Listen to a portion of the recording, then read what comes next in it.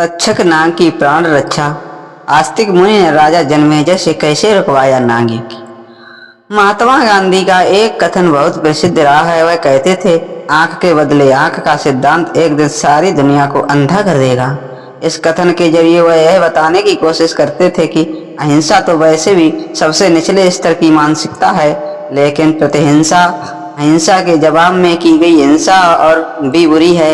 महात्मा गांधी का यह कथन महाभारत का ही संदेश है, जहां बार बार बताने की कोशिश की गई है कि अहिंसा परम धर्म और क्षमाशीलता इस धर्म का आधार। माफी मांग लेना और माफ कर देना अगर मनुष्यता के बीच कायम रहे तो यह संसार सबसे सुंदर हो, लेकिन इसमें आड़े आ जाती है मनुष्य की दुर्भावना, उसका अहंकार और उसके भीतर पल रही बदले की भावना। यह बदले की भावना ही थी जिसके कारण हस्तिनापुर में भयंकर सर्वशस्त्र यज्ञ का आयोजन किया गया और सभी नाग उसमें एक एक करके गिरने लगे, जिससे तक्षक के कारण यह स्थिति आ गई थी। वह खुद तो जाकर इंद्रलोक में छिप गया, इधर यज्ञ के ऋषि सर्पों और उनकी जाति का नाम लेकर मंत्र पढ़ते थे और फिर वह नाग यज्ञ वेदी में खिंचा चला आता था और बहुत चीख वाली धुन के साथ यज्ञ की अग्नि में समा जाता था।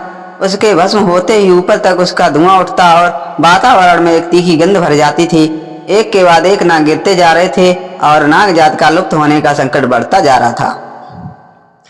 उग सर्वा ऋषि ने यह सारा वृतांत सुनाकर ऋषियों से आगे कहा, जन्मेजय के यज्ञ में सर्पों का हवन होते रहने से बहुत से सर्प नष्ट हो गए। छोटे आकार के सर्पों को भस्म होने के बाद बड़े और विशाल नागों की बारी आई। शंख, बहालग, ककरोटक आदि नाग जात के कितने ही नाग एक एक करके यज्ञ में खिंचते जा रहे थे।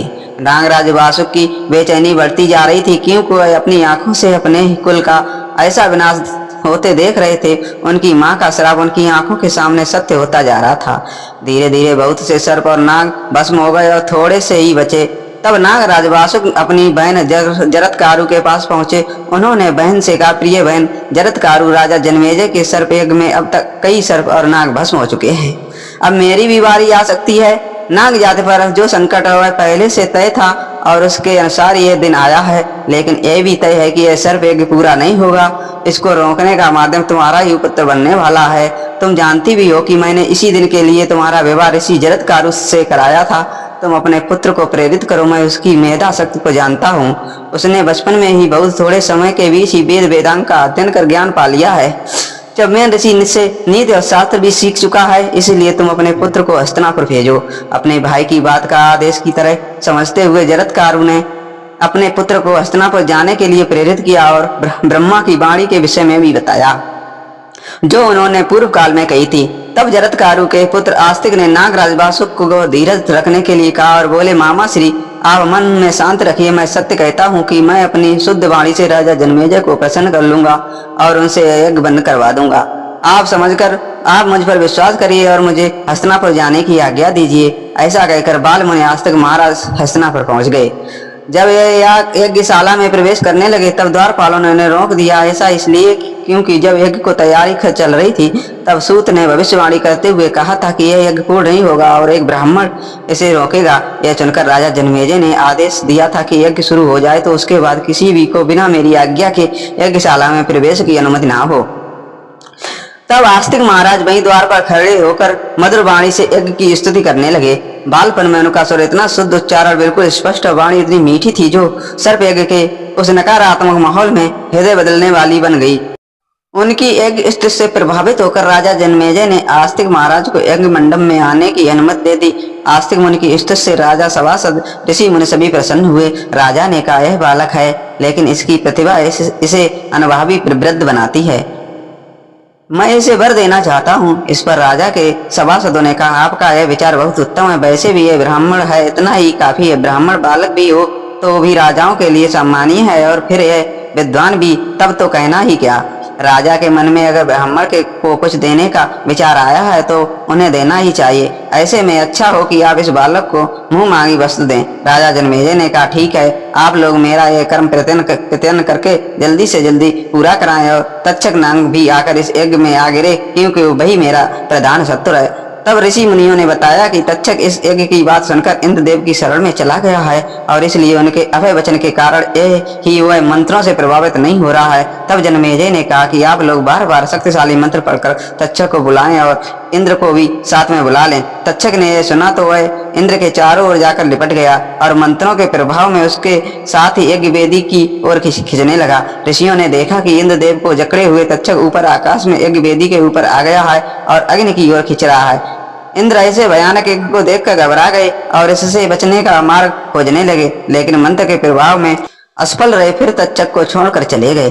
तब ब्राह्मणों ने कहा, राजन, आपकी इच्छा के अनुसार तब अब तक्षक यज्ञ में भस्म होने ही वाला है, आपका मनोरथ पूर्ण होने वाला है, इसलिए अब आप इस बाल मुनि को उसका मन चाह दे सकते हैं। यह सुनकर जन्मेजय बाल मुनि आस्तिक महाराज की ओर मुड़ा और उनसे बोला, हे बाल मुनि, मैं प्रसन्नता से आपको वर देना चाहता हूँ, इसलिए आप जो इच्छा हो वह प्रसन्नता से मांग लीजिए, मैं कठिन से कठिन वर भी आपको दूंगा। आस्तिक मुनि ने इस अवसर का लाभ उठाया और पहले तो हाथ उठाकर तक्षक को आकाश में स्थिर कर दिया।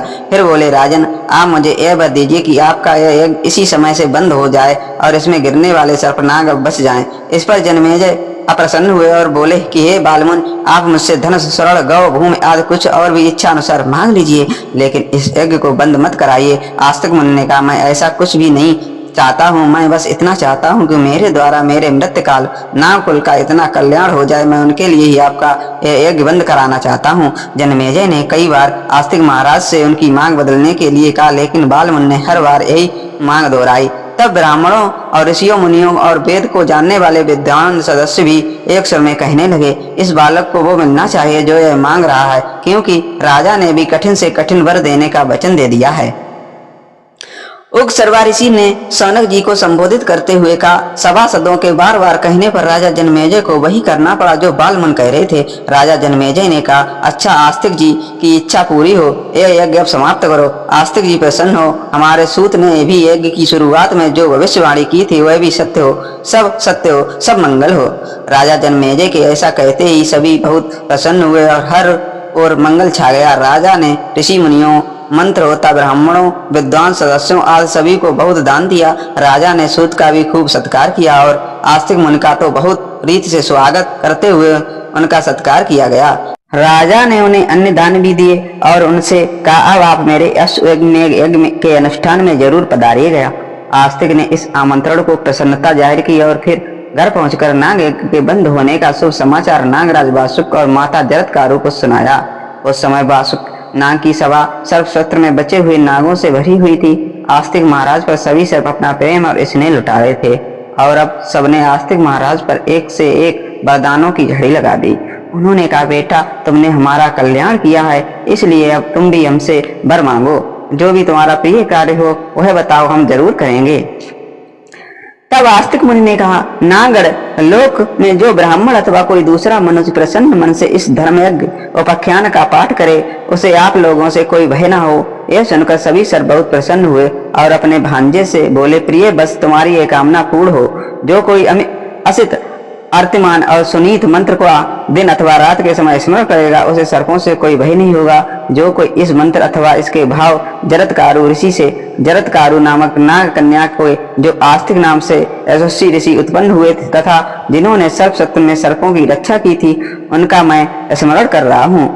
महाभाग्यवान सर्पों, तुम लोग मुझे मत डसो, महाविस्तर सर्प, तुम चले जाओ, तुम्हारा कल्याण हो। अब तुम जाओ, जन्मेजय के यज्ञ की समाप्ति में आस्तिक को तुमने जो वचन दिया था उसका स्मरण करो। जो सर्प आस्तिक के वचन की शपथ सुनकर भी ना लौटेगा, उसके फन के शीशम के फल के समान सैकड़ों टुकड़े हो जाएंगे। नागों ने वरदान आस्तिक महाराज को दिया और इस तरह धरती के प्राणियों को सर्पों के भय से मुक्त कर दिया। उग सर्वा जी ने आगे कहा, विप्रवर सौनक जी उस समय वहां आए हुए प्रधान नाग राजाओं के इस प्रकार कहने पर महात्मा आस्तिक को बड़ी प्रसन्नता हुई। इस तरह सर्वसत्य से नागों का उद्धार करके दुर्श्रेष्ठ धर्मात्मा आस्तिक ने विवाह करके पुत्र पुत्रादि उत्पन्न किए और समय आने पर मोक्ष प्राप्त कर लिया। इस प्रकार मैंने आपसे आस्तिक के उपाख्यान का जैसा था वैसा वर्णन किया।